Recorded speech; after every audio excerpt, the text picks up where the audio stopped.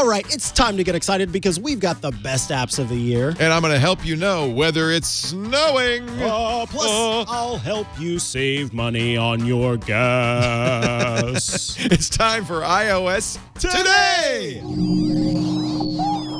Podcasts you love. From people you trust. This is Twit.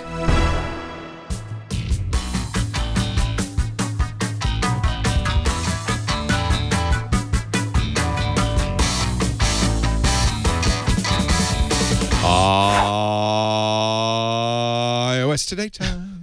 I am Mikah Sargent. I am Leo Laporte. And today we're at the end of the year, and we've been using apps this year. This is our last show of the year. And last show of all time. No. Oh, really? Sorry, you got to do it again next year. Oh, man. But it is the last show of the decade, too. Oh, God, don't get me. And you know, this is the iPad decade. Oh, my God. The iPad was announced at the beginning of 2010, so it'll be celebrating its 10th anniversary next month of the announcement anyway. And I think that this has been an amazing 10 years for the iPad. It has grown from a content consumption device to a machine that does it all. Sort of. Just like me. You're a machine. It doesn't quite do it all, but it's getting there. And I have to say, our apps today, our favorite apps I guess we were going to say all year, but I think really of all decade, are in many cases apps, at least for me, that help me create. Yes. Yeah, absolutely. Yeah. Most of the apps that I sort of pay attention to, the ones that stick around, the ones that I think about, are often content creation apps. There are a few in my list that are consumption. Consumption. You got to do a little bit of that, but that's mostly because that's the difference between what's on my iPad and what's on my iPhone. There's consumption on my iPhone. My iPhone does not have consumption, but there is consumption on it, and my iPad, that's where I create. I don't know what he's talking about. It's anyway. nice. I will start because I think this is a good one for everyone as they begin the new year. Okay. To make a resolution to start journaling. I know I keep making this resolution. Over and over. And I have a paper journal. I have many. My daughter just gave me something called Becoming. It's based on Michelle Obama's autobiography. And it's got prompts every day from Michelle Obama. And it's a really great. What? She says, Dad, write it. It'll be so good for you. Honestly, I like day one. And I mentioned it actually last week because we were talking about telling stories. Day one is a journal. It will work on your iOS and your Mac devices. It actually works everywhere. It's also on Android. And I really think it's a great way to kind of start writing about your life. One of the things it does, which is awesome, is it automatically tracks location and it automatically puts in the weather. So you've got to start on every day. You've already got the kinds of things you would start writing Dear Diary. Well, and I find too, when I see the weather, I remember the temperature, that honestly, and a location, that will kind of help me lock in trying to find those neurons that sort of have that memory in place so that I can remember more of that day. When you've got a little bit more information, then you can go, oh, right, that was the day I did blank. So if you're kind of behind on journaling or if you happen, later in the day to look at it, you can go, okay, that's a little bit to get me started rather than a whole blank page. I think that's really handy to have this kind of starting point. And I often will put in things like photos. So and it makes it very easy to take photos. And one of the reasons I like this over a paper journal, this is me, my mom, and my sister on our visit we're even. She makes those. Wait, she makes those, yeah. Is she commissioned or is this? No, I keep saying, will you give me one? No. Oh, really? Will you sell one? No. So I said, Mom, you could go on Etsy. You could sell these. She should absolutely. I really want a green one. Yeah, I know. She says they take me too long. I can't sell them. Oh. I don't know what she won't give them away. I'm going to inherit them, I guess. so as soon as I inherit them, you got them. It's even keeping track of my weight. Now, that's the app or that's you?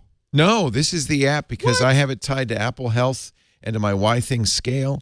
So if I had stayed on the scale long enough, once I saw the weight, I went, and jumped off of it. If I had stayed on the scale long enough, it would have also recorded things like body fat and all of that stuff. So I think this is a great app because it does so much automatically. Yes. You can also tie day one your Zapier or your if this then that, so you can get more information in there. It lets you keep multiple journals, so you could keep one that's personal, but you could also keep one for work or activities.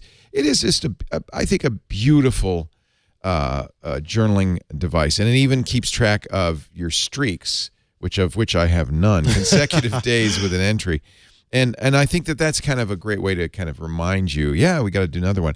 And gamifying helps. Yeah, sure. It will notify you time to write an entry if you want. There's all sorts of features. I think this is the best journaling app. And I think because we've got a new year coming, this would be a great time to start journaling with Day One. I'm excited, though, to use my Hobonichi Teiko. Yeah, their Techo is your Japanese daytime date planner, which I gave you, and I use one too. Yeah, it's right here. But so if sometimes people like the tactile sensation of writing, hey, any way you journal, it's a good thing. I think so, and that's not just something that we say. That's something everybody agrees. Everybody agrees. I mean, even from a psychological standpoint, it's very good to get your thoughts outside of your brain and onto paper. And there's a book, it's on the subject of attention deficit hyperactive disorder, and one of the chapters focuses on the importance of getting these things in our brain that are tied to it's almost like random access memory, that quick storage. Our brains are very good at processing, are very good at emotions, are very good at all of these things, but they were not meant to be storage devices in the way that we use them a lot of the time. They do a terrible job of it. And so getting that out of your brain can free up your brain a little bit more for everything else. I have too much ADHD to do a journal. Yeah. No, it's a great thing. The other thing that stopped me for a long time was, well, who am I writing this for? Nope, my kids don't want to read this when I'm dead. And I realized I'm writing it for my later self more than anybody else. I'm writing it for my current self to kind of solidify my thoughts and feelings. But then it's also really valuable down the road, 10 years, 20 years, 30 years from now, to look back. If I had it all do over again, if I were a young man like you, I would love to read my journal from my 20s and my 30s to know, what the hell was I thinking? I had some journals from whenever I was younger that I've gone back. It's fun to look back at those. All right, that was one of mine. What's one of yours? One of mine that I'm going to start with is an app that we've talked about plenty on the show. It's an app that I think we both use. It's Pocket Casts. I love it. Now, let's give us a big plug because we're on it. Yeah, we are on it. So it's an app that we've talked about before. I actually got the immense pleasure of talking to Russell Ivanovich on iOS Today here. But this app is just a fantastic podcast app. A great way to not only listen to podcasts that you already have.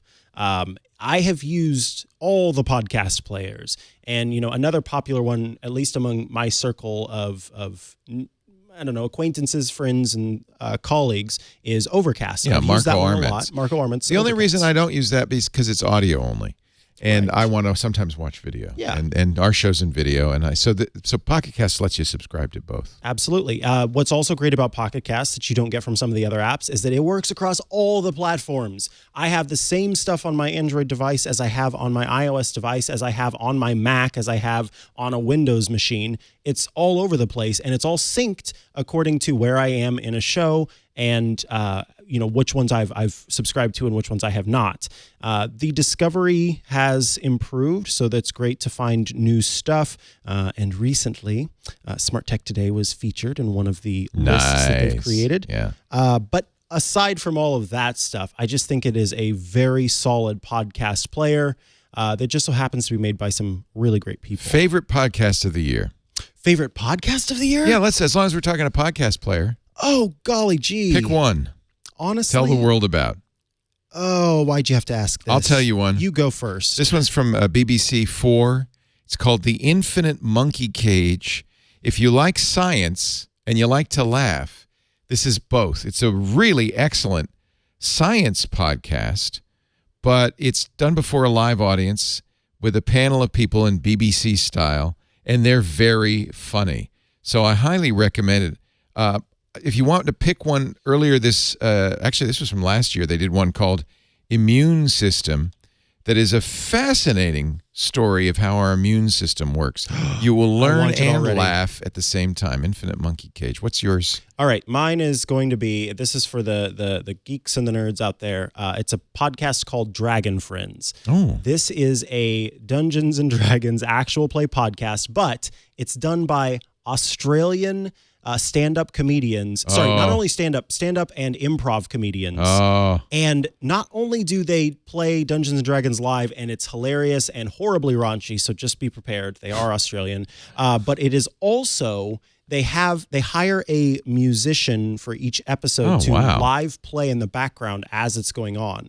Wow. So the music is improvised on the spot. There is an audience. It is hilarious as can be, but if you have a sensitive ear, do not get this podcast. I'm adding it right now because I have an insensitive ear. Yeah, and honestly, I will go back. This is like The Office for me in the sense that I can listen to these anytime over and over again. So I'll go back and listen to the seasons over and over again because it's just so stinking funny. Nice. And they start out not knowing how to play Dungeons and Dragons, really. So you should go back to the beginning.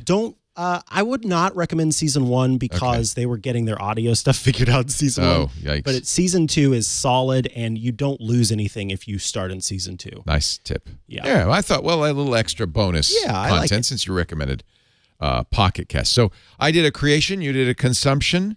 I did do a consumption. Let me do a consumption. And I'll do since a creation. you did a creation. Let's alternate. I love crossword puzzles, and I love the New York Times crossword puzzles more than most. And the New York Times crossword puzzle app, which is a free app, but you do have to subscribe if you want to get the current daily puzzles. But they have archives, so you can go, play older games for free. They also have minis, which I really enjoy because the minis are fast and furious. And how was the one on my birthday? Was it hard? The 19th? By the way, happy birthday. Oh. I forgot to say happy birthday. Oh, thanks. So spades, hearts, diamonds, or clubs are those suits. Beats me. Frodo and Bilbo's home is the Shire. Nice. Oops, that was the wrong place to put it, though. Shire. This is the mini. It rhymes with mint. I don't know. Colorado Ski Resort. I should know that one. How about seaweed wrapped roll? Sushi. How about remove as a corsage? Untie? Unpin. Oh. How about chemically non-reactive, inert? How about voicemail prompt? Tone. We're so close. Now dash away, dash away, Dunno. dash away all. Aspen, and it rhymes with mint. And the answer is hint. 48 and in 48 seconds. seconds. And I love the little music it plays when you solve it. So it keeps track of your solve times. It'll let you know how you've done it. It gives you that nice, happy music. But also, it's the easiest in terms, especially with a keyboard on the iPad, of moving around and picking hints. I really like the New York Times crossword puzzle app. Free app. There is free content. But for best results, subscribe to the New York Times crossword puzzle. That's per Dr. Leo That's Laporte. kind of content consumption and creation. Yeah, in a way. It's both. You create a letter art puzzle. The next up, I want to give a shout out because I remember it was one of my first episodes, I think after we had announced that I was going to be coming, but I hadn't yet come yet. And we had the folks from Loco Mats here. They made those great mats for your Chihuahua. Yeah, I've got, I love showing that Is thing the off. plural of Chihuahua, Chihuahui? It's Chihuahua. Yes. You know what? I like Chihuahua. We'll go with that. That from now on, Chihuahua. It's got my Chihuahua on it, and that sounds dirty. That's a little bit. Show me your Chihuahua. No, don't. So anyway, at that day, the app Picstructions was introduced to me. Oh, he wrote it. Yeah, he wrote it. You're going to make that your pick of the year? I love it. I love it. I genuinely love this app because I genuinely have used this when I was moving from Missouri to California before I left. You know, I wasn't going to be around as much to offer on-hand tech support. To grandma? So you made a little manual for her. And this is what makes, there are plenty of apps where you could do something similar to this and you know, you could make a Google slide if you wanted to do this as well. This is made to give you this is perfect for this. And instruction manual. What made me excited, I remember I was on the display back there and I said, what? This does what? It's that every time you make a Picstructions, it creates a link that anyone can visit. They don't have to have the app. They don't have to log into something. They don't have to do any of that. All they do is go to the link that you sent them, and there on the site is your Picstruction that you've made. So he stores them for you on the web, so they don't have to have an iPhone. They can use this on the web. Absolutely. Yeah, and I think that's what really sets this apart. Your manual. Yes. For how to use the remote, how to turn on the TV. How to use like the Apple TV remote. Yeah. And what I love is, you can generate a QR code. How to turn on a light because I've created a crazy smart home. Because I'm a horrible person with a smart home. That and makes those switches impossible. don't work anymore. Yeah. Sorry, don't use that switch. You have to jump 3 times and turn around. Give this to Stacey Higginbotham so her husband can figure out how to raise the blinds. It drives him crazy. Oh, man. Yeah, and you can create a QR code that you put next to the thermostat. And if you were doing, what is that called? Oh, she just scans it on her phone. Do you want to know how to use this? Scan Yeah. it, and it opens up Picstructions. And if you do that thing where you rent out your home Airbnb. to strangers, that. Yeah, Airbnb. This is made for Airbnb. Perfect. Picstructions. It's free. Yes, and that is it's free with in-app purchases. You get extra texts or extra font faces and stuff like that. So support him. I think it's a great idea. Yeah, absolutely. Please do. Now, utility is important, and of course, one of the things people do most with their iPads is read email. Apple provides a very good email program, but a few months ago on the show, I showed you Canary Mail. Okay, you're still using? And not only am I still using, I just think it's great. By the way, I love it that some apps, more and more apps, are letting you lock the app with Face ID. And I think that's some really, browsers really even fantastic. let you do that. And yeah. for some reason, Leo locks his browser with Face ID. Yeah. Well, Brave does that. And I think that's just, I don't know. Actually, I don't really need to lock my browser, but I guess if you wanted to. This is a great email program. It does everything you would expect or want an email program to do, and a lot more. I think part of the reason I like this, let me go somewhere where the email is innocuous. Good idea. Is I can do the swipe thing, right? And these are all programmable. So archive, reply, and this dot menu gives you a variety of other things. Forward, snooze. I love that because I could say, remind me about this email in a couple of days. Delete, move, star. I can spam it. I can unsubscribe if it's a newsletter. That's a fantastic feature. Oh, I love an Isn't unsubscribe button right there. That's so nice. If I go in the other direction, I can have even more things pin, and I can't even remember what the dot does. But I think read or unread. Oh, there you go. You're right. It undotted it. So, and look at this. There's a link on here that says view order. That's in the email, but they surface it in the summary. Oh my goodness! So I can quickly go to view my my order from Leo, don't Etsy. make me change email apps. Come on. This is such a good email app. I just really think they've done a brilliant job. As you can see, I have multiple. I have my Gmail inbox as well as my Fastmail inbox in here. So you can have multiple accounts. 28,100 emails in the inbox. Gotta love it. A lot of stuff is like press releases and things like that. It does attachments, as you can see. The details are very handy if you want to see who it was addressed to. And it even shows, see, her name is I can click her name and get more information. If there's images for the person, it will show the image, which is really nice when I'm talking with people I know. Their little picture will show up there. I can go on, and I won't because we have limited time. We want to show you a lot of stuff. Along the bottom here, very handy. And now I've locked it, and you can't see my email anymore. Ha ha. Ha ha. Canary Mail. Not free, well worth it, but it's no longer subscription, which is nice. You just pay once. And you get to always love that. Yeah. The next one I want to talk about it was actually shown to me by Jason Snell. It's $2.99. It also has an in-app purchase to unlock some more Jason stuff. always has great recommendations. Yeah, this app is very simple. It's called Text Case, and what it lets you do is put in, so say I'm calling this episode Email Programs We Love, except that would not be the title of this. And then I can't type. I can get instantly a title version. I can get URLs encoded and decoded if it was a URL. Common text transformation, so I can change it to uppercase, lowercase, capitalize words, sentence case, reversed, evol eu smar gorp liam. as well as cleansing text. So if you copied something off the web and you wanted to strip the white space out of it or trim the white space or HTML. And then I love there's even programming cases and mocking SpongeBob case. That's right. It's built in. Plus, I didn't know this. This is new. An emoji option. So it looks for regular words, and then we'll change those to emoji. And of course, the ever important clap case. Email, programs, we love.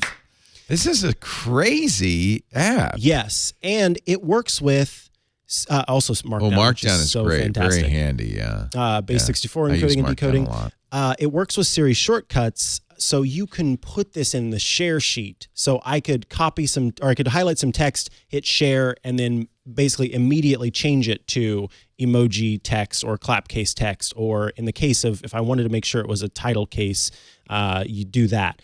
This is text case, and it's not really meant for you to use the app itself. It's meant for you to use it in the share sheet. So you can go from the share sheet to text case. Yeah. So basically, let me see. I'm trying to think. Type something in Notepad, or I don't know. Yeah. And then I'll highlight some text, and then tap share, and then I will. Okay, so I don't current. Oh, there it is. Convert text. TC. So see, then look, all of them are there. OMG. So of course I want to change. So it if you do a lot of cutting and pasting, this to would be this, great. Yeah. Do the and emojis. then it's copied. I could paste it wherever I wanted Nice. to, and boom, it's there. Look at that. Yeah. Okay, that's really interesting. I'll have to. Now it's not free, which No, it is. I think I said. it feels like a school exercise. $4.99. You know, but I think it's a very interesting program. I'm And sorry, if you $2.99. somebody like $2.99, somebody like Jason who does a lot of show notes and things like that, this would be very handy. Absolutely. Very handy. Boy, it's so hard to pick just a handful, and I know we don't want to go on and on and on, and I have so many other applications I love for photo editing. Pixelmator Photo and Darkroom are excellent. I use Drafts still. My note-taking app is Joplin, and I recommend that. But I'm going to show you one that I've just kind of recently fallen in love with. You remember that HBO had a new series called Watchmen. Amazing. And, well, I couldn't understand a thing. So somebody said, well, it's based on a comic series from the 80s called Watchmen. Mm-hmm. Don't watch the movie, he said. Watch them in. Read the comic. Oh. In fact, when I started to look, people have praised it as the best graphic novel of all time. Some people even said one of the best novels, period, of any kind of all time. I think Amy Webb said that. So I thought, well, I got to get this. And I got a hardcover, but it's hard to read. And then I found out about ComiXology. You comic book fans know all about it. ComiXology is the definitive comic book reader app for iOS. Let me go back and show you why I like it. So these are the comic book pages. And that's just, as you'd expect. Dr. Manhattan. There's Dr. Manhattan. But what I love is if you double tap on a page, now you can zoom in. I have to say, on an iPad Pro especially, this makes these much easier to read, but also much easier to look at the illustrations, to enjoy them. To not be distracted by all the other illustrations on the page. Exactly. This is a perfect way to read a comic. They have many, many comics for sale. Oh, sorry about the bottom. They have many, many comic books for sale that you can put in ComiXology. It's Amazon owns it now. So, but one drawback, there you go. You can see when you go to Watchmen 2019 edition, you can buy the ComiXology version. Don't buy the Kindle version. That would be nuts. It's beautiful color. But I get both. You get both? Mm-hmm. Well, I don't know why you'd want the Kindle version, but I guess you could if you thought it was just a novel. But I want to say that Apple will not let you, and ComiXology will not let you buy within the app. So the way it works is you're going to buy it, and then it will show up in your ComiXology app. I should show you the top level. The whole series is only $4.99? Is that possible? I don't know. So this becomes your library, just like a Kindle does. And you can see I haven't bought a lot of comics in here. No. But there are a lot of them in What's here. the annotated version look like? It's How funny. does It's it black adjust and white, but it's got annotations for every page. So I guess I should jump ahead here. So when you get to a frame, you can read the annotations.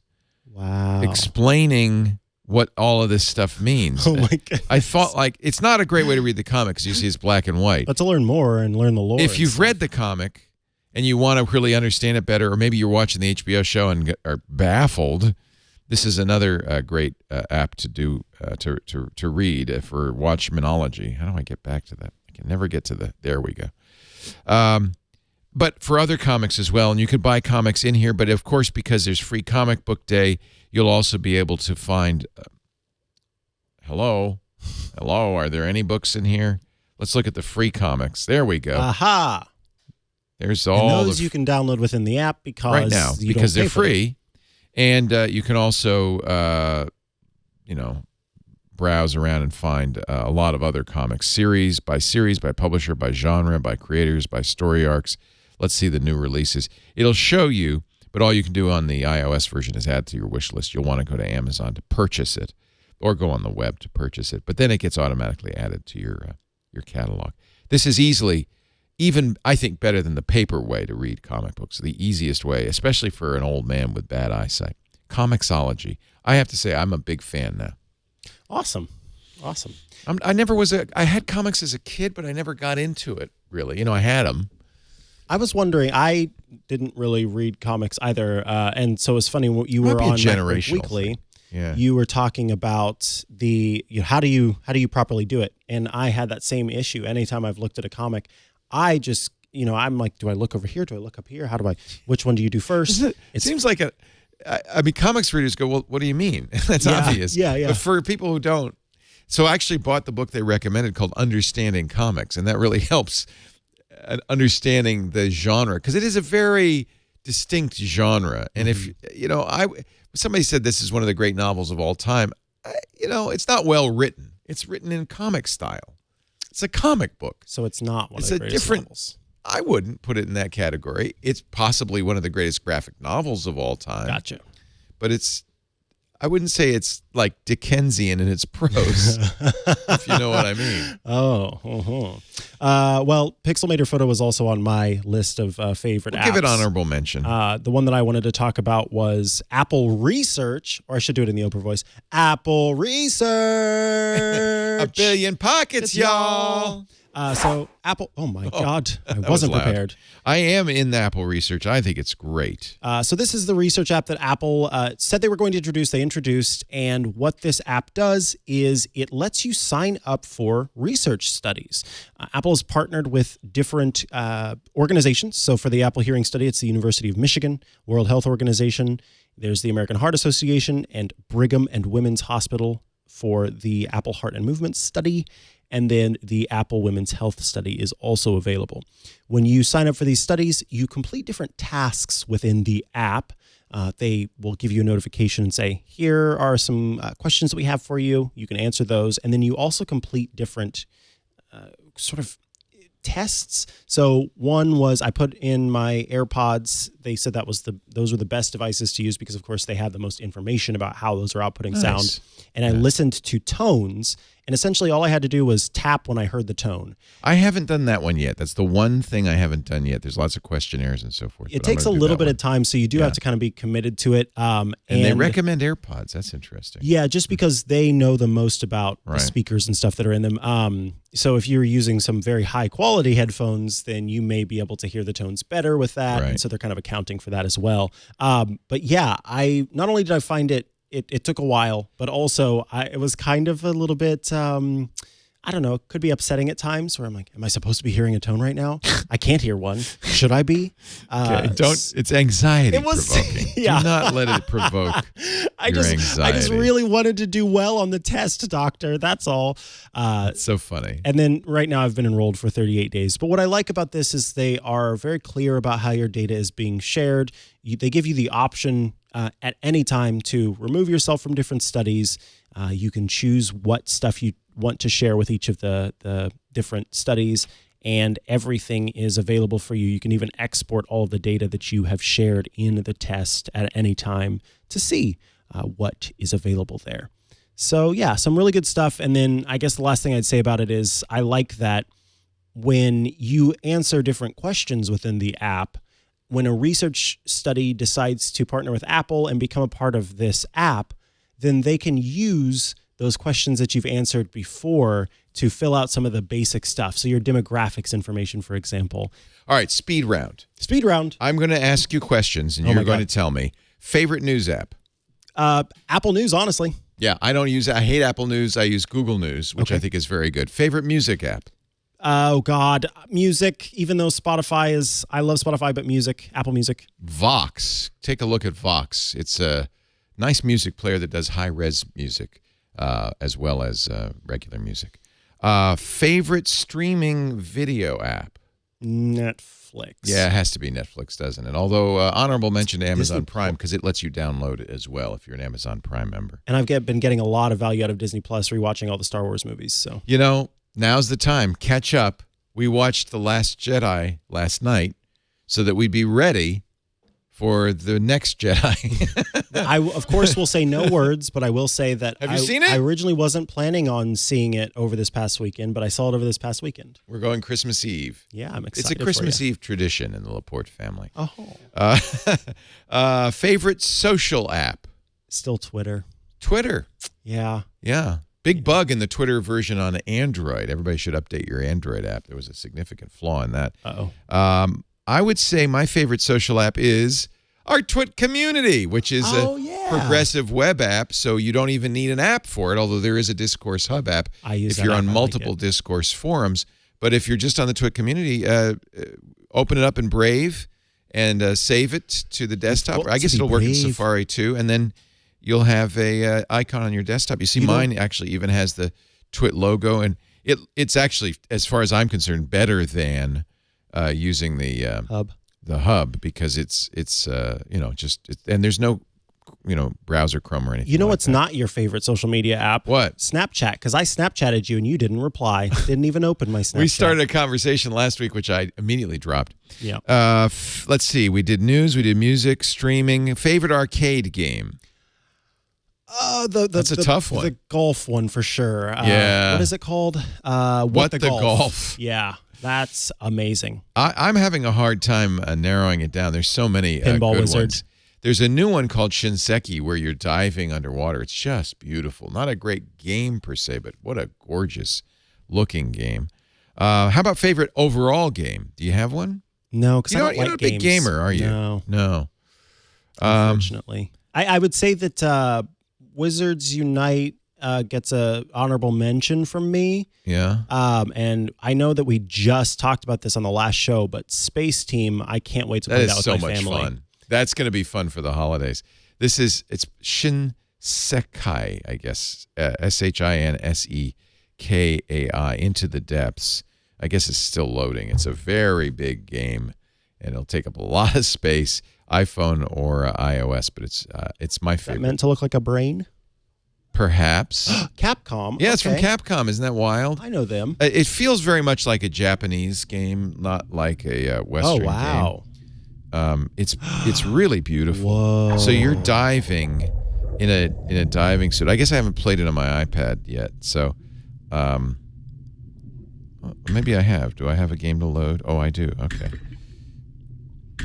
So I like the just so sounds. you get a sense of it, I think it's a really, again, I don't know if I think the gameplay is that great, but I do think that and you see it's giant. It's taking forever to load.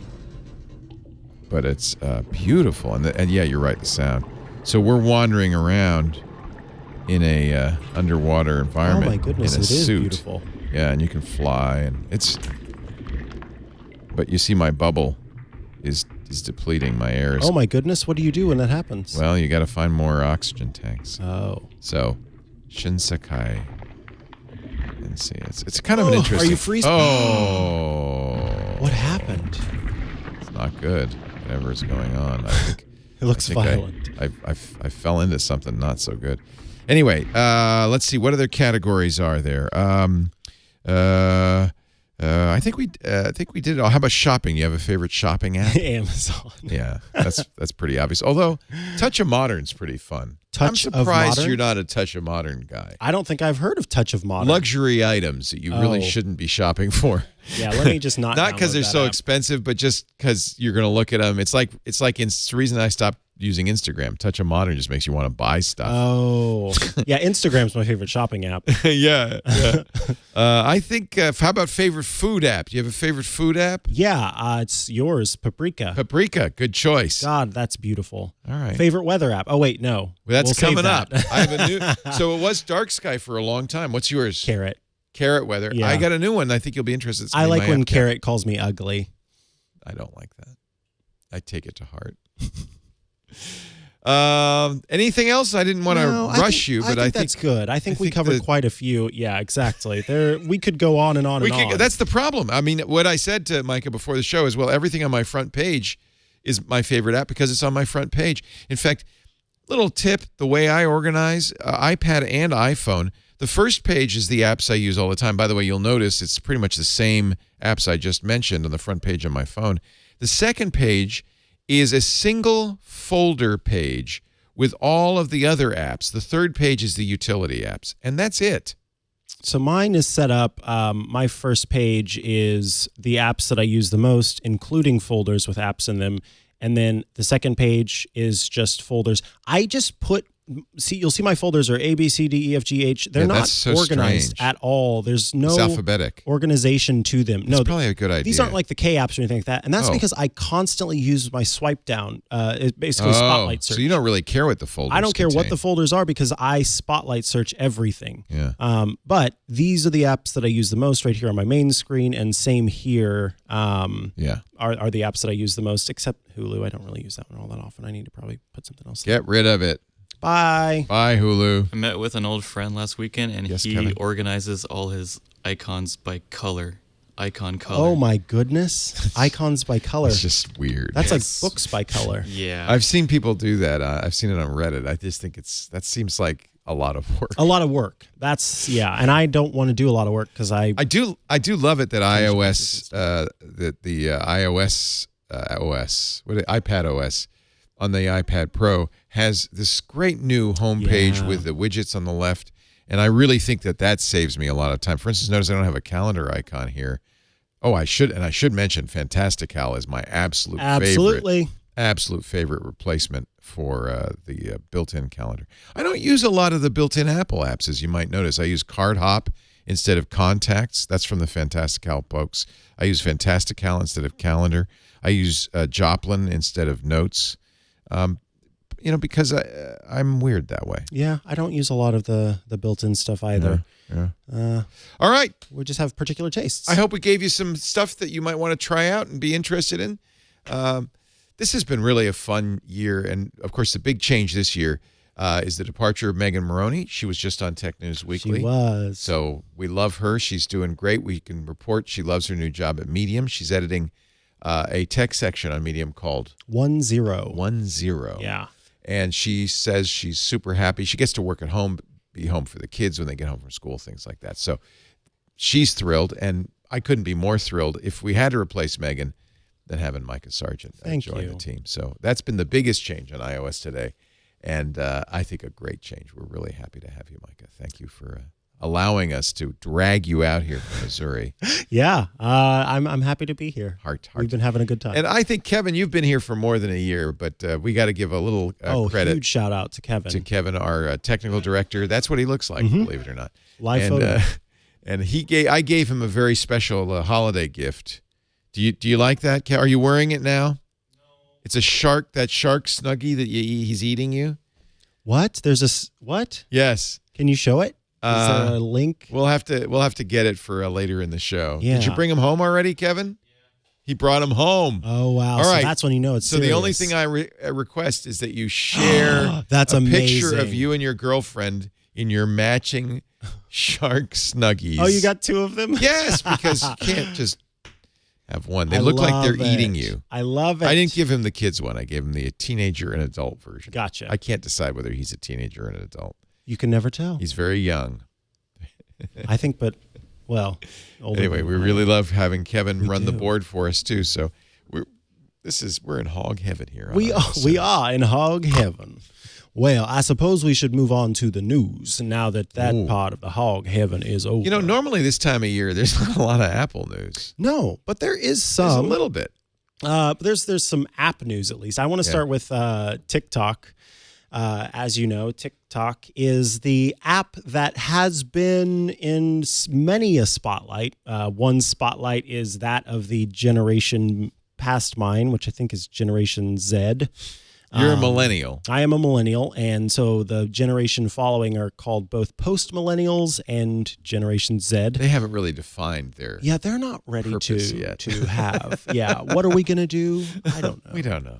Anyway. But the Utes really love TikTok. They love TikTok, but you know who doesn't love TikTok? Not me. Besides me? Yeah, Who? besides you. The Who? United States Navy doesn't love TikTok. They have prohibited it. Yes, they say, look, this is an issue. This is potentially going to be a place where there's cybersecurity threat. You can have it on your personal phone, but if you're in the Navy, you can't have it on your government-issued mobile device. I think that's fair. You know, they also ban things like Strava and Runkeeper because that shows location. Remember there was a little furor last year because we were able to track down secret Army bases because they seem to be jogging in a circle around this empty space. A lot of military personnel. So, and you could find people's homes and stuff like that. So I think that's completely reasonable. What is also interesting is that both Apple and Google have pulled an app from the United Arab Emirates called To Talk. Yes. A lot like TikTok, but it's not. It's for video conferencing. And it turns out it's a spy app. It's a spy app. It's been downloaded to millions of phones, and it's a spy app. So I was just in Dubai. The UAE is an ally of ours. They seem like nice people. But apparently, according to American officials familiar with a classified intelligence assessment, according to the New York Times, it's used by the UAE to track every conversation, every movement, every relationship, appointment, sound, and image of everyone who installs it. Holy cow.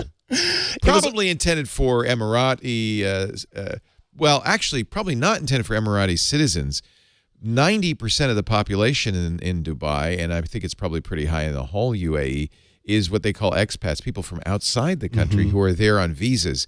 And I'm guessing it's probably to spy on them. Yeah, keep an eye on the visitors. It was only introduced a few months ago. Yeah. And it became one of the most downloaded apps in the United States last week. And then the New York Times as well. So both the New York Times and the United States government both did investigations to determine if this was an app that was being used for nefarious means. So millions downloaded it.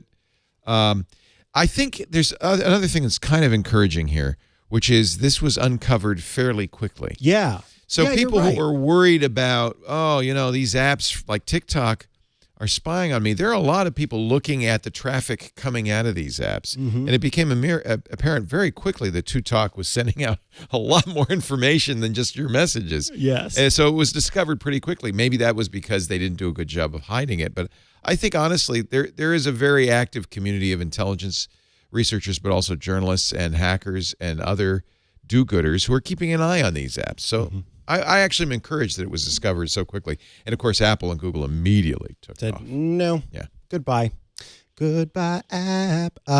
This is interesting. Apparently the Apple has a special team, a secret team, that is trying out a new sort of data transportation method. They've got a bunch of people, a dozen engineers from the aerospace, satellite, and antenna design industries. What they want to do is beam data to your iPhone. So essentially, via satellite. Yeah. Via satellite. So you would get internet services without having to have like a cellular network. And so Apple, who else Apple is working on this? Cellular network? Is that what's going on? Elon Musk and Jeff Bezos both have satellite internet services.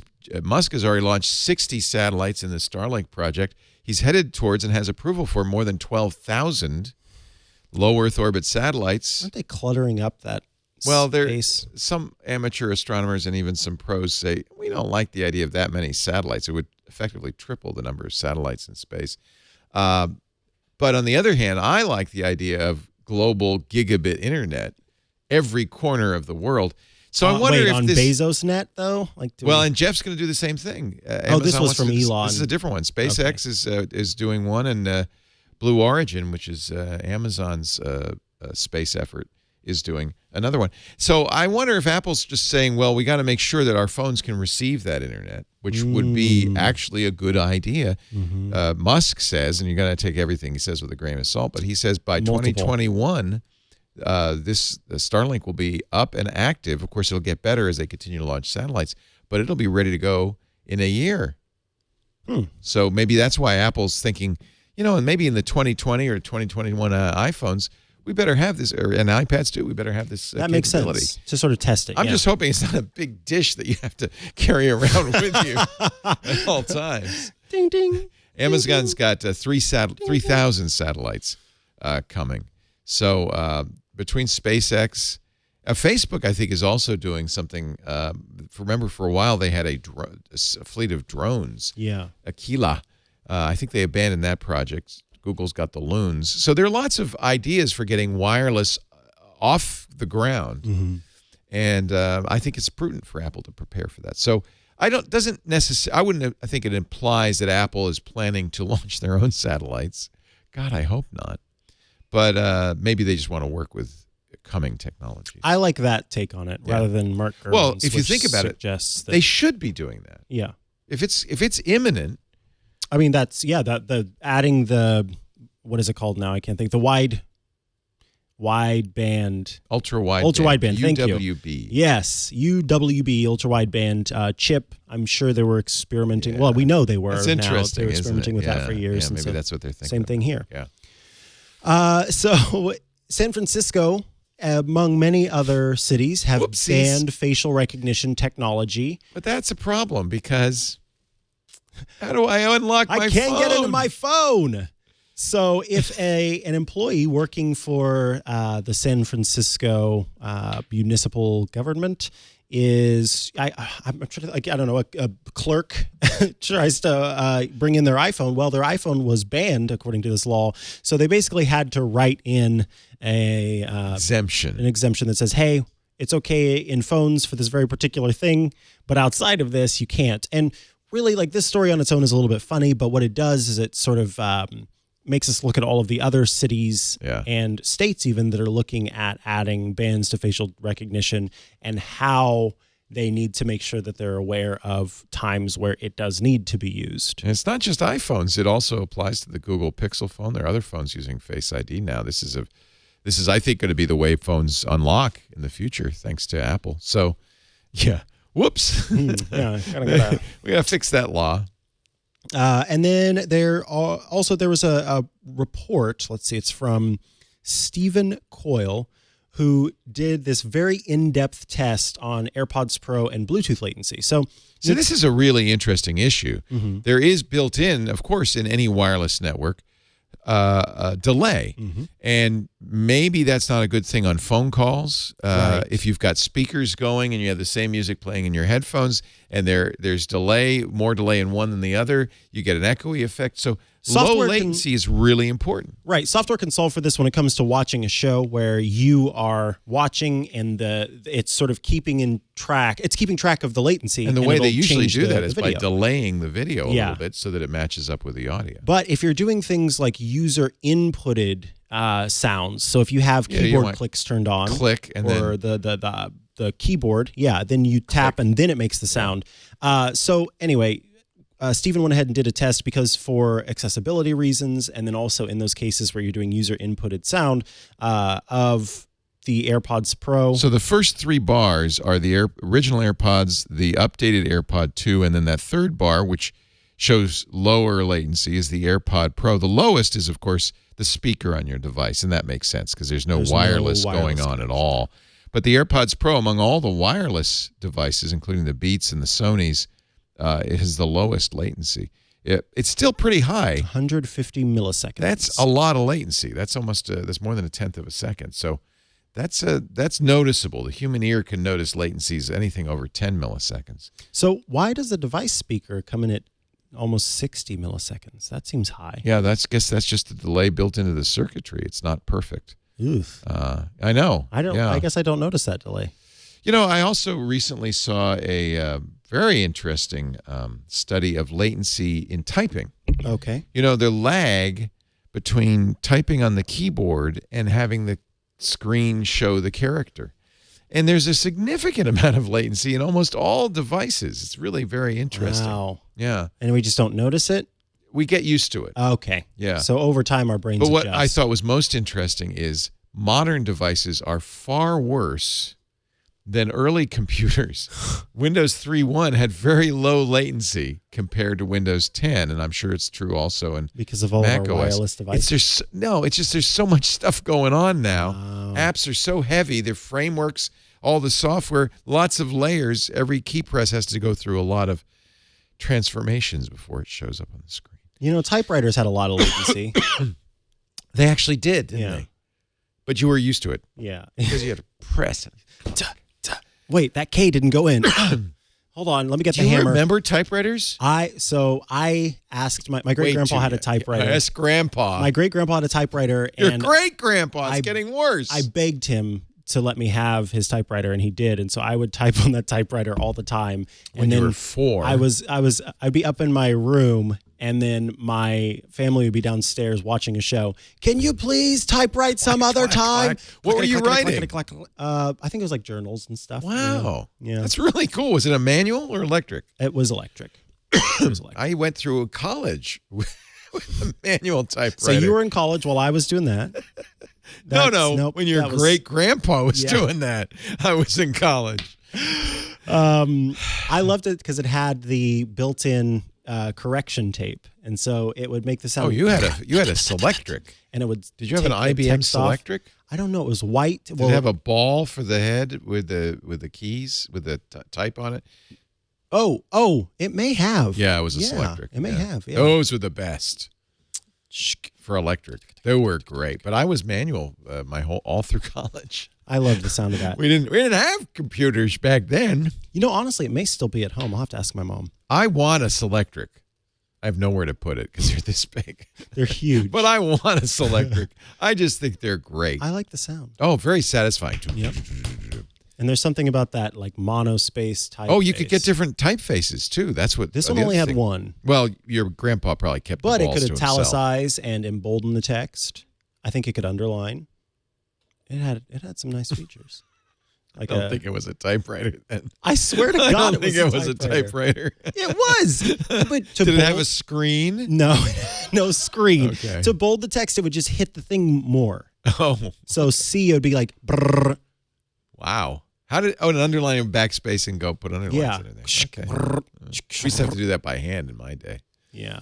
Well, they've upgraded technology since then. Backspace, underline. Did you just use the underscore? Yeah, Oh, that's what that's there for. okay. What's the tilde Kids for? today. Yeah, that was hard too because you'd have to go back, type an N, go backspace, and then type the tilde, and yeah, it was a pain. Oh, okay. It was a lot of work in those days to write anything. And so that's why everybody had RSI. And wait, yeah. Actually, we RSI. didn't. You know what? We didn't because there was so much physical work in Oh, pressing so your those wrists keys. were very strong. You didn't get the same repetitive stress injuries that you tend to get these days on electric typewriters and keyboards like this. Because your wrists, you could flex your muscles, and they were. You like were this actually long. working. Yeah. It was manual labor. We were writing doing something. real things. Oh God, you had to smash a protein shake before you finished your essay. It's a lot of work. That was my excuse. I might have hurt my wrist. I Sorry. can't write the paper. Yeah, today Professor. Could I have a delay on that? Yeah. It's a tilde key. Okay. There's the news. That's the news. Well, there's one more thing. Oh, there's one more. I think you'd love this. So that's why I included it just for you, Leo Laporte. Apple has introduced a new spec for photography strobe accessories that augment the iPhone's flash. So they are synced with the iPhone 11's flash. Oh my God. And will allow you to do strobe and flash accessories. So that's wild. device makers can now, as part of Apple's Made for iPhone licensing program, get these specs and manufacture devices that will, again, sync with the sync wirelessly with the flash that's built into the iPhone. That is amazing.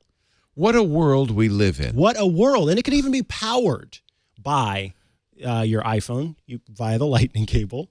And so then you can take professional profile photography. Okay. Using your iPhone. Oh, okay. I use the Lume Cube, which is just always on. That's so one of these. It's always synced. Yeah. Yeah, that's the one I saw. Yeah. But there'll be a Lume Cube. It does have a flash mode, so I guess it will sync up with I wonder if they will end up supporting this. I think it's pretty neat. I support it. I support you. All right. That's the news. Time to move on to questions. Yes. Up first is Vinny from Long Island. Hey, Vinny! Vinny, what's your question? About a year ago, I asked for a recommendation for catalog. I wasn't here. Let's move on. About a year ago, I asked for a recommendation for cataloging my book and movie library. At the time, you recommended Fantastic Library. The app has now stopped working. Oh, crud. And in the App Store, it says, this app is currently not available in your country or region. What does that mean? And any replacements you can recommend? It means you can't get it. I don't I removed don't it. have any replacements. So I looked up one. I did some research this morning to see why it was showing that, because sometimes it can be that you can have a wrong link and the localization redirect isn't working with an App Store link. Yeah. So what I recommend in those cases is to go to Google and type in the name of the app and then type in the words on the App Store and hit enter. When you do that, I would say 99.27% of the time. 99.27? Yeah. Wow. Remember, I'm a machine. That's very precise. It will show you the link to the app in the App Store proper for your localization. And so if you're having trouble finding it, you do that there. This app has been removed from the App Store. Period. Yeah. In every country. In every country, Yeah. in every region. Well, that just means they didn't. They're not making it anymore, or they didn't want to keep up. And I think that's actually a good thing to do. Instead of just leaving abandonware in the store, they pulled it, which I think is the right thing to do. So what I did was try to find one that was getting some updates. God, I love Google Sheets on the iPad. It's the best. You can know that I think it's the best because I definitely recommended it in my What's going apps on? of the year. It just sucks is what's going on. It absolutely sucks. Libib. But this does not. So Libib. yeah, Libib. You can just go like this. Libib. Yeah. Anyway, that app is it's just a little organization and home library. It doesn't look cataloging app. too. It's not fancy. very fancy and detailed, Yeah. but I was looking at other apps that are available right now, and a lot of them are junky or offer weird subscriptions that aren't great. And so Libib, it works not just on your iPad, but also or iPhone or what have you, but it's also a website. So it's kind of in line with the website, and you can not just sync your books, but also your entire media library. So check out. Can you scan? This is the key. Can you scan with the camera so that you don't, like if there's a barcode to speed like the entry? ISBN That's stuff. what I'm looking for. Delicious Library used to have that. Is that gone? Is Delicious Library gone? That was such a great program. In fact, it launched. Now it's a Mac program, not a iOS program, because it came out before 2010. But it launched a whole category of Mac applications, beautiful Mac applications. They called them Delicious applications. And it was easily the best way to do it. And one of the things Delicious Library would do is if you hold up the book's barcode to the camera on the Mac, it'd go, yeah, I got it. And it'd just fill it all in. Oh, that's really That nice. was really nice. For books, yeah. It's still there. That's good to know. That is a gorgeous. Is it abandonware? No, I don't think so. That's still, but again, it's Mac OS, not iOS. Oh, gotcha. So that's the disadvantage. The other thing you might want to look at, do you use Goodreads or Good? I do. Yeah. Because it's already that's not words. It's already automatically built in, automatically built into Amazon's stuff. So. It's owned by Amazon. And so, for instance, you can import all the books you buy from Amazon automatically into Goodreads. And when I start listening to an audiobook, I can say automatically say I'm reading this book. Because Goodreads do music, though, I think it's just books, isn't it? It's just reads. Yeah. So it doesn't include your I'm videos. checking now. Look, he set up his library. Books. So this is Libib. Let me give it a name. Libib is the name of my library. It's my books that I want. So and you can do books, movies, video games, and music. You know what? This is a simple database application. Phooey. Yeah, But it doesn't let you. You just type it in. It should look it Oh, wait, up. no, wait. There we go. Start adding items. Plus barcode. Yeah, so we'll scan the barcode. That's fantastic. Anybody got a book? Yeah. Let's see if it works. Here. See if you can add this can, this can of screen cleaner. Oh, we could find no items with this. We got a book. identifier. John, bring me the Steve Jobs biography. He's been staring over our shoulder on Always. triangulation for about 4 years now. This is Walter Isaacson's world famous biography of Steve Jobs. We keep it on our bookshelf just because of the picture. I just like the idea that Steve's looking over our shoulder. So let me give you the barcode, okay? Here we go. Scan that away. Let's see what happens here. Oh, wow. It didn't take long. It did not See, take I long. think that's great. That's the feature you want because now that's in there, including the cover art. Ooh, all the information ISBN stuff, the pages, That's the publisher. that's what you want. Description. That's awesome. Ooh, look at that description. Okay. You can read reviews. Oh, So that means you can reviews? quickly add all of the stuff that you need. Oh, I think these are reviews from within Libibib's Liberty content. Bibbity. Liberty Bibberty. This is the Liberty Bibberty app from Liberty Mutual. That is a very funny ad, I have to say. Chat room calls it Liberty Bibberty. Libib standard is $0 a month. With a smiley face. But it could be as much as $99 a year for the Pro version. Which offers Liberty features. Yeah. I don't know what the Pro version offers. You'd have to look at But that. I downloaded this for free. I'm not seeing any prompts for, hey, here's some ads and, hey, pay me. So Nice. Good Vinny choice. from Long Island, hope that's helpful to you. Yeah, great choice. Yeah. All right, how about Jason from somewhere other than Indiana? He made it very clear. Jason said, sent from my iPad, not from Indiana. So I don't know where you're from, but you're not from Indiana. What is the best way to find and remove duplicate or near duplicate photos from a large photo library on iOS? So macOS, I have you covered. And I could quickly say Gemini, which is an app. That's a very good app. It's a very good app for Yeah. not just photo duplicates, but also All for duplicate file files. duplicates. Yeah. And so I thought, I don't know what the good apps are on the iOS App Store. And guess what? Guess what's available? Is it? Guess what's available? Let's see. Gemini is available Nice. on the How do it know? I think it uses machine learning technology. Because it's okay. So one of the reasons this is tricky is because you really may not want to remove things that are close. Right. If it's identical, Mm-hmm. if it goes through the photo, and I don't know if this Gemini does that, it should. If it goes through the photo bit by bit, creates a hash, and then matches anything that matches precisely exactly the same, even down to the sidecars and the EXIF info, all of the additional data that may be stored with that photo, then I think it's safe to use because you're just deleting exact duplicates. Yes. But he mentioned that they are slightly modified. And this is where it gets risky because if I edit a photo, I don't want Gemini to say, well, that's a duplicate and eliminate either the original, which would be the worst case, or the edit, which would be the next worst case. So there are multiple things here.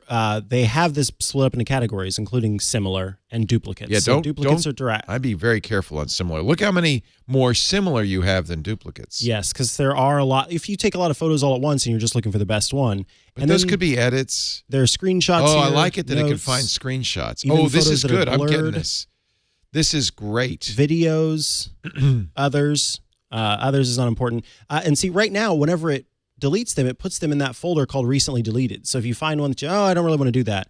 And what's great is that you can go through similar and choose which ones you want to remove. You don't have to just tap and delete them all automatically. You can go through and say, okay, yes, okay, no, okay, yes, okay, no. And it makes it very simple to do that. If you're trying to do that in the iOS Photos app, it's not as easy. Gemini Photos. Jiminy Christmas. Gemini Photos. It's called Gemini Photos Gallery Cleaner. I am stunned. I am thrilled. It's very, very, very Great, good. great find. Because I need that. And it's a good way to do it. You could do it on your iPhone, and it'll propagate to iCloud if you want, which means also to your other devices. And let's see, Gemini duplicate. I'm trying to remember the name of the company. MacPaw. MacPaw is the Oh, maker. MacPaws. Yeah. So they're great. again, here's Gemini on the Mac, the Intelligent Duplicate File Finder. And I use it for my Mac. I use it for my network attached storage, which it took, I don't know, like 7 days to scan through that and find the duplicates. But afterwards, it was really nice. So it's $4.99 a month, 99 cents a month if you buy a year, and you can buy a one-time purchase for $35. And you also get, what is it, 7 days or 4 days or 3 days? You get a 3-day free There's a trial. short day trial. And honestly, most people, if you keep might be your all you phone need. open and turned on, I mean, I hate to say, you should support them if you can. And if you find yourself, running out of space a lot, then maybe it is worth it to you to have it for a few months to use and see how you feel about it. But I can vouch for Gemini on the Mac for sure. MacPaw does good software. And MacPaw does great software. Review before deleting would be my suggestion. Absolutely. I love it, though, that it can find all my screenshots. This is really... And blurred photos Blurred as well. photos. This is Smart really that. great find. Great find. Thank you, Micah. Yeah, so there's that for you, pal. Not from Indiana. Not from Indiana, Jason. And then, I love you, Google Sheets. Now you've completely Erased quit. everything. I tell you what. The entire show is It's all gone. Well, let's watch the beginning of the show. I was recording it, I don't know if you noticed, on a 3D camera. This is so... Is that the Ricoh Theta? Yes, the Theta Z1. What's interesting is Anthony has started doing, if I remember our best of, he's started doing these, and I thought, well, gosh, maybe I'll use it. This is us doing the show. Oh, that's why we're dancing. We're singing. Yeah, we're talking about donuts. And you can look up. Oh, my goodness. And you can look down, and where's the camera? It's disappeared. It's gone. They edited it out. Can you live stream with this? Probably. And of course, if you had a Oculus Quest or Rift or a Vive, you could put the headsets on and be as if you were sitting on our table. Just a little person watching the show. Table. Yeah. Oh, hello, Leo. Isn't that kind of interesting? I love it. Yeah. And I love what Anthony's been doing where you zoom in on a person. Yeah, so you can actually and the quality on this is quite good. So if you want to say, well, what kind of watch? And what is Micah wearing? What is that logo? Is that a Taylor Store shirt? Is it? Let's see. Let's zoom in on the collar. Oh yeah. Oh, the collar. You can tell the buttons. Matches the rounding of your shoulders. Look at that. Yeah. And those sleeves go all the way to my. You could say, "What's John doing as we're watching the show?" There he is. That's what John's doing as we're watching the show. Pretty much the whole show. What's Kevin doing? He's way in the back. We can't really see him. It's dark over there. In Kevin land. See what time it is. Isn't that fun? I love it. So this is the high-end Ricoh. It's recording again. Stop. It's the high-end Ricoh Theta Z1. It's $1,000, but it is. Holy God! It is. They have less expensive ones. This is. I've owned all of the Ricoh 360 cameras. This is definitely the best quality. It really is. I'll just buy an old school refurb model from you instead of. Yeah. It's so yeah. But anyway, it's kind of fun, huh? Oh, absolutely fun. Yeah. I can with the card I have in here, I can only record 42 minutes. So I'm gonna have to put a bigger card in here. It's probably 120. How did you get the footage onto here? I should mention this is iOS today, isn't it? There's a Ricoh Theta app, and that's actually what we're watching it as well. So does it upload to the cloud, and then you're watching from the cloud, or is it? You actually connect this via Wi-Fi to the. So it actually did. It's a 2.1 gig file. It copied over in about 5-10 minutes. Nice. Yeah. So that's kind of cool. And you said you can show a live view? That's a good question. Probably. I would guess there's stuff you can do. Unfortunately, it's one of those apps. No, not goes one of those sideways apps. on me. You spend $1,000 on a camera, and they don't have a doggone. So these are the other images that are on there. For instance, I wanted to take a still image of my. This is on the iCloud. A still image of my country estate. Very cool. And so and you see it's very high quality. Yeah, that's super. It does high dynamic range. And that's on a tripod right now? Yeah. Is that on your travel tripod? Yeah. Well, no, I did this a while ago. Oh. But yeah, I think it's kind of cool. Even if you're on a 2D device, you could do this. But of course, if you're playing it back on YouTube and you have a 3D visor, an Oculus Rift, for instance, then you can look around and see it, which is kind of cool. Do you use your Quest? I don't. My son uses it like crazy. So it's a well-liked product. In your household? That's the one to get for sure. Yeah, that was one of our picks. So there you go. That's I just threw that in. That's a little extra value added. Yeah, value add. We value like add.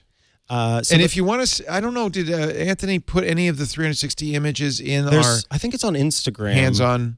So it wasn't in the episode. Oh, it was definitely in the episode. Oh, okay. Yeah. So you can see some of the results in our hands.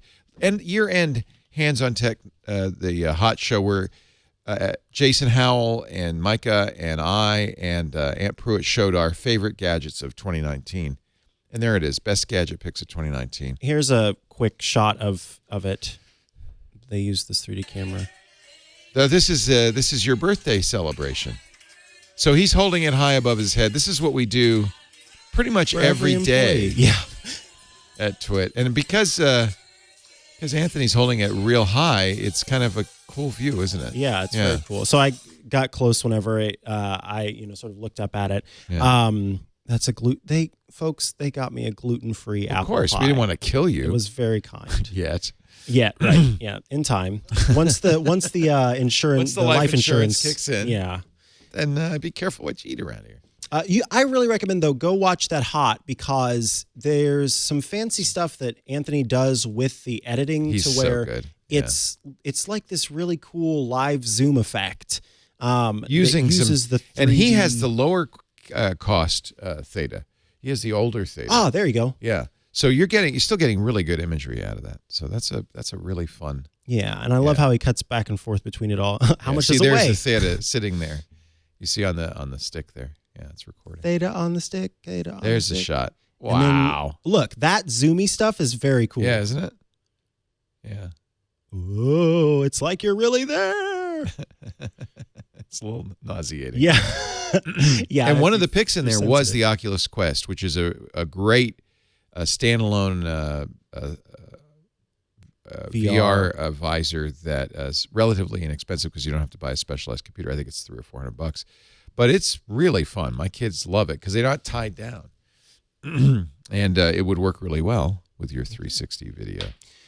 Last question is Jennifer from somewhere Indiana, and the question is, I have a new iPad Pro running 13.3. Yes. I recently downloaded Snapseed, Lightroom, and Photoshop, and they cannot access my camera roll. Right. When I attempt to upload a photo in the apps, an error message appears that says to go to settings in the app and then allow access. But when I do this, the section to allow access is not there. Any thoughts would be helpful, as it has made using these apps impossible. So until 13, iOS 13, you had to upload to Photos first. And then Lightroom, Snapseed, and all the others could see what was in Photos. In theory, Lightroom now can take direct uploads. I'm not sure how you do it, but I bet you Snapseed cannot. I bet you some of the other apps cannot. Right. This was a big deal that Lightroom could directly get your photos. So my suggestion, if you want to use multiple apps especially, you don't want 3 copies of those photos, is to connect it. When you connect your phone or your camera to the USB or Lightning port, it'll copy them into Photos. That's the place you should store your photos anyway. And then you can open any one of those apps, and it'll say, "Can I access Photos?" You'll say yes, and then you'll be able to see everything that's in Photos and pick one to edit. Right. And so that's the problem. For some reason, that prompt that pops up that says "Can I have access to your photos?" is not popping up whenever she's using. Well, these she apps. probably said no at first. So that's exactly what I think is happening. Go into settings. Unfortunately, when she goes into settings, it's not there. And so what I've seen this happen before with the location access. With iOS 13, there's a new feature that allows you to change access for location between always allow, allow once, or allow while using the app. And always allow is not a feature that's made available right away. It's never in that pop-up. It's never in the pop-up. The best you can do is say when I'm using the app. Right. And then later on you can do that. So what I think is happening here is there is some sort of permissions issue because for some reason it has not yet asked you for access to your photos. And because of that, you aren't seeing that option show up in also, remember, the place to go for this is the app itself and the app settings. So you go to settings and then you go to the app, in this case Lightroom, and you'll see allow Lightroom to access photos and you can turn on read and write. I bet you with Snapseed, let me just check real quickly. Well, actually, that won't tell us anything about Snapseed's ability to read a card. But again, it'll say, it doesn't. Okay. So let's have you go into Snapseed. That's really and interesting. I do want to say, too, I cut down her email for time, but she said she went through all of these different steps. Okay. So this is like a whole new deal. So for Lightroom does. Let's see what Snapseed says when I open it up. And there are some forum folks Let's who are open saying, a photo. And there you go. And that's what you want to see. Allow. So maybe you have to, now let's say don't allow. Okay, now it's only going to give me two choices, open from a device or the camera. But now let's go back here, and maybe I'll have to refresh it. Yeah, see, and you have and it. now it's there. So remember, I chose never, and so this wasn't in Snapseed until I got that pop-up. Now that I got the pop-up, I could say, oh, no, that was a mistake. I don't want to never allow access. It's here. And it's showing up. So that's an interesting, let's look at Darkroom. And she also see. said that there were some people in forums who were talking about how they were having the same issue. So be very careful, assuming that when you read, everybody's having this issue, that it is really an issue. Right. Because people may be making the same mistake. Yeah. There may be other issues involved. Darkroom, at some point, I did give it permission, so I do see photos here. So I guess the step is, here's Darker, same thing, I gave it permission. I'm going to see if I can find a photo sharing app or photo editing app that I haven't given permission to, because that would be the one. Seems like a delete the app, reinstall it. That would be another solution, yeah. Just because if for some reason you miss the prompt and it's not showing up for some reason in your settings, then delete it and reinstall it, and then you'll get that prompt. Yeah, you should get that. If you're not getting that prompt, set up like a screen. You can record your screen on your phone and your iPad, especially if you're on iOS 13.3. You swipe down from the top right corner on either, and there is a screen recording option that you can tap on. So here's another app, Office Lens, the Microsoft scanning program. You can see it says allow Office Lens to access Siri and search, but not photos. Let's see if I open Office Lens here. It should ask me immediately. That's camera. Let's then see if I can. So I notice I tapped that open photos. It says it would now like to access photos. If I say don't allow, let's go back to settings, and now photos is in the settings. Yeah, it's showing up for you. So I think this is a mistake on Apple's part. They don't show the access choices until the app has been opened and has asked permission. Up to that point, it only showed Siri and search. Right. So that seems to be a little bit of a flaw. Especially I don't know why you wouldn't want to show those permissions in the settings. From a developer perspective, a long time ago, I helped iMore publish an app on the App Store. And so I can remember when you go through and you create your app, you have to explicitly say the different things that you will end up asking permission for. Yeah, so Apple knows what you could possibly ask for. So there may be a technical reason they don't. Here's Pixelmator. Of course, Pixelmator Photo, I have opened the photos, so it has that setting. But Pixelmator itself, apparently I've never opened photos. Let's try it again. Pixel, Pixelmator. Yeah, because I think the only way is if you import photos to it. And I'm going to add something, and I want to add it from photos. And I should get that. Oh, that's interesting. Yeah. Maybe it got permissions from Pixelmator Photo. I shouldn't be able to see this, right? Because it never asked for permission. That's interesting. It'll let you. Show me thumbnails. Show you the library. It is even showing me the image, but I have to give it permission. Tap don't allow. I want to see what happens if you don't. Does it stay? Man, apparently I can continue to edit this fine photo. Well, we found a bug. That's I would say that's a bug. Maybe I can't save Apple just upped their bug bounty program, so we better. Maybe we could make some money. Yeah. Now, meanwhile, pay for these phones. Meanwhile, let's go back to Pixelmator, and you see Photos has been added, and Pinball Wizard does not have access. So that's the normal behavior. If it's not behaving that way, then I guess you probably should reinstall. Yeah. At that point, that seems to be. Sounds the thing like to a flag was set somewhere in some strange way. Is it time to put on hats? It's time to put on hats, and I am so excited because my mother sent me a hat. A hat. All right, let's see. Your mom is crazy. I love her. Your mom. Look at this. Oh, my God. It's a pizza hat. And so you sort of tilt it. And then. Well, or you don't. And then you walk around and people don't know that Don't there's know pizza there's a on your pizza. head. You just think you're wearing a strange mushroom. And then every once in a while, you just look down at them and say, You bow. hi. Ah! He's got pizza on his head. Let me get my hat. I prefer to wear it like this, like a jaunty cap, It's a jaunty hat. like a painter. Mine is from Innsbruck, which is a famous place in Austria. And John, would you mind taking a photo with my phone as well? I need to send my mom this so she can be. Mom, very he's excited. wearing the hat. This is my, I mentioned my lederhosen. This goes with the lederhosen.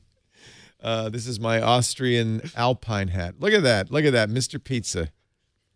Wow. Why do we humiliate ourselves like this? When the moon hits your eye like a big pizza pie, that's amore. What was your question? I'm sorry. Why do we humiliate ourselves like this? We humiliate ourselves like this because we are masochists. I want to tickle you with my brush. We wear these hats to honor our app picks of the week.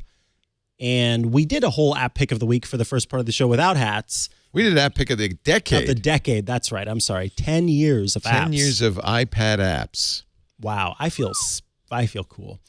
So anyway, let's start with yours, Leo. I would love to hear. We never start with mine. I know, and that's why I thought it'd be fun. Wow. Yeah. Shaking it up. So I have for years recommended Dark Sky. You use Carrot Weather. But there's a new contender in town. There's a new sheriff in town? Yeah, it comes from Django, which does the great iStat menus for Mac OS. I think they're fantastic. If you have a Macintosh and you want to know what your CPUs are doing, what your memory's doing, what your hard drives and your network are doing, it puts on your menu bar graphs, charts, lots of information about the internals of your system. And one of the things iStat Menus has is a little weather bug it can put in your Macintosh menu that tells you the current weather. I guess they've elaborated on that because Django has made a new weather app. This is called Snowflake. It's not cheap. It's $4.99. Well, that's not expensive. But if you want the full features, you're going to want to also pay the yearly, I think, $5 subscription. To me, it's worth it. And I'll show you why. Let me show you the detail that you get. From Dark Sky, Dark Sky is pretty simple. It pulls up, this is, kind of a picture. It shows you the hour, like weather and so forth. And by the way, I got to say, Dark Sky and Snowflake use the same weather sources, but boy, does Snowflake do it nice. So we got a nice graph, a continuous graph going into the future. We also have text, but if I hit the text, if I want to know more about today, I can see the dew point. I can see the wind speed. Indubitably. I see sunrise and sunset. And look, I even get the movement through the sky, so we can see both the moon and the sun right now. Did you know that? I can see the moon right now if I were to go outside? If you were to go outside, yeah. Sunset, sunrise, moonset. I think this is just dew point, wind, UV index, all of this right on the front page. Now, unfortunately, it doesn't have, as Dark Sky does, a widget. So notice I'm still using the Dark Sky widget. I don't even have the app installed in here. The widget, I guess, is pulling it from the web. Weird. Which is weird. Here's radar maps, and if I play it back, we can see the rain as it heads towards us. It's got all the features you want. Snowflake Plus, which gives you additional features, is a subscription. I often will pay this just because I want to support these guys. I think Django does great work. I can provide a variety of locations if I want, so I can add locations as you would want. You also get to choose the provider. And so notice, I can still use the same information from Dark Sky, but I just like the presentation better. It also has, if you're in Australia, Willy Weather, Okay. Willy or Wonty, the Weather Company, and AccuWeather. All of them, by the way, in the United States get their information from the National Oceanic and Atmospheric Administration, NOAA. In fact, there's a little bit of a scandal about public data from NOAA being kind of accumulated by AccuWeather. I don't want to go into it, but I do think that for that reason, I prefer to use Dark Sky. You may want to use automatic because then that way you'll get weather from whatever is Whatever's working best, I allegedly guess. best, Yeah. yeah. It also has a dark theme. Actually, I have it set to automatic, so at night it'll be dark. But we can set it to manual. We can also use sunrise to sunset. We can say it's always dark. It's just a fantastic interface that you can add capabilities to. Oh, and I can even have the app icon show. It's not current weather, but I can show the different weather conditions. So I might make my app icon be a moon because I think that's kind of pretty. Really a nice app. Thank you, Bajango, for doing it. Thank you. I think it was Renee Ritchie who recommended it. It's called Snowflake Weather. Be a snowflake and get Snowflake Weather on your iPhone or iPad. Once you buy it on one, it's the same for both. But I think they really do a nice job. It's about presentation, same data, but I think the data is presented in a way that I like a little bit better. The watch complications are very detailed as well. You can set up multiple watch complications for. Oh, I did not know that. I was looking at it this morning when you sent it to me, and yeah, they've got many watch complications. Look at that. Look at all That's the different ones. nice. Yeah, look at that, the one on the far right there. Yeah. All your weather throughout the week. Oh, that's really nice. That's another reason to love it. All right.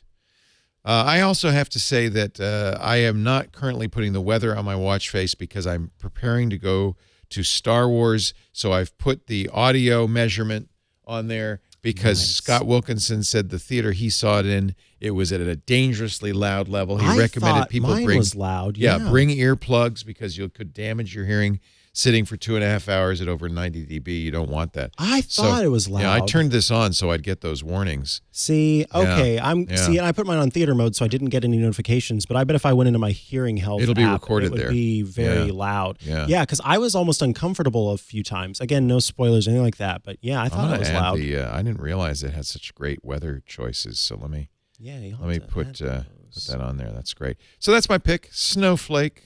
What do you usually go first? This time I went second because we're shaking it up sometimes because We're I've mixing it got up. pizza on my head. And so this app is called, I've talked about it before during the travel episode, but I wanted to give it a shout out because it's been saving me money. And if there's one thing to save money on in California, What's that? it's gas. Because gas is pricey It is, if you drive a gas-powered vehicle, which I don't. which you don't because you're smart. I'm electric. So he's electric boogie woogie oogie. So I am not electric boogie oogie oogie, and so I use a gas-powered vehicle from 2004, and I love her, and she's great. But Gas is very expensive gas in California. is so- Did you get sticker shock when you got out here? I did. Because it's cheaper in other haircut parts of the prices, country. What is it like in Missouri? It's like $2.50, $3 a gallon. Yes. Yeah, we're over $2.53, $4 for a gallon. The state of California requires that the gas be refined in California. Oh, And it's so different gas? that adds a lot to the cost. Okay. Yeah. Hey, that makes me feel better about it. Oh yeah, there's a reason for it. I just thought it was just To 'cause support the cost economy. of living. I just thought it was because cost of living was more here. No. They have stricter rules here. Oh. Yeah. You know what? That makes me feel better about it. But I'm still going to save Still money. save money. So You this won't is save as much as you think though, because right. Yeah, it does still not expensive. save very much. So GasBuddy, great tool. when you first get Great the app, Yeah. what it's great about it is you can find gas stations and prices that are very low. But what I recommend, and this is the part that's new to me because I finally did it, was I got the That's what happens when the pizza hits the mic. the GasBuddy card. So the GasBuddy card is this little card. It basically treats it's like a fleet card. So companies that want to send out their different vehicles, their fleets, they save money on gas. They make deals with different gas stations and different gas brands. And so they will set up a fleet card for it. This works the same way, but it's through GasBuddy. And so you have to go to the gas stations that offer fleet payments, but I do go to those whenever I use this, and I can save, I think, so let me see where my, so my recent transactions, see, I've only used it 3 times, and in those 3 times, I have saved $1.23 overall. But still, Well, hey, $1.23 there and $1.23 there. Exactly. Pretty soon it adds up to $5. 52 cents I saved on $38.66 of gas. 28 cents I saved on $22.46 of gas. And then I saved some money just last night on $30.39 of gas, but it's not available yet on my savings. So again, you're not going to save a bunch of money, but any money saved is money saved, and I quite like that. So I'm already finding like the cheapest gas available because that's what the app does. Is it shows you prices. And what I like about it is it calculates both location, like distance from you, and the price of the gas together. And then it will show you, go here, or maybe you want to drive a little bit farther and you're going to get cheaper gas if you go there. So then I go to the least expensive or close to least expensive gas station and use my GasBuddy card and thereby save more money. Nice. So yeah, that's GasBuddy. If you're looking for a way to save money on gas, which why not all of you who are not driving electric vehicles, that is an app for you. It's free completely. There's no in-app purchases, and that's because they have ads in the app, but they also do partnerships with different companies. And so you can actually, I can get $10 of gas if I were to use this app to subscribe to Apple Music. Oh. Or if I were to use the app to buy some Domino's, I could get 4% back Nice. on that and be using that with my card. So that's how they make their money. If you were curious, like, why is it available for free? That's how. You don't need Domino's. You've got I a don't hat. need Domino's. I Just eat your just hat. take a slice out of here. Ladies and gentlemen, that concludes this thrilling, gripping year-end edition of iOS Today. We will not be here next week. It'll be a best of episode. And then we will return the following week. Well, I won't, but you will return the that's following week because right. I'm going down to CES with Aunt Pruitt. Going down to CES, gonna have a real great time. I haven't been there in 8 years, so it's my going to be, I think they have computers now. They do. So they have it'll- computers and they have bathrooms inside the facility. You don't have to go outside anymore? You don't have to go outside no I more. love it. So you'll have, you know who you're going to have? Not yet, Yeah, well, 'cause we'll I have forgot. a guest host, and I'll be back then the following week. But we just really appreciate you watching the show. We hope you've enjoyed the 2019 episodes. Thank you for being so welcoming to my new host, Mikah I do Sargent. appreciate that, truly, all of you out there. And even if he's wearing pizza on his head. Thank you, Micah's mom. That's a great hat. Oh, such a great hat. and we do hope you will join us again in 2020 for a whole new year of wonderful iOS stuff. For iOS Today, I'm Leo Laporte. I'm Mikah Sargent. Happy New Year, Merry Christmas, Happy Hanukkah. Today's Festivus. We're getting the poll out. The airing of grievances are next. I still don't know what that means. We'll see you next time on iOS Today. Happy New Year! Happy New Year! And a spicy, spicy 2020.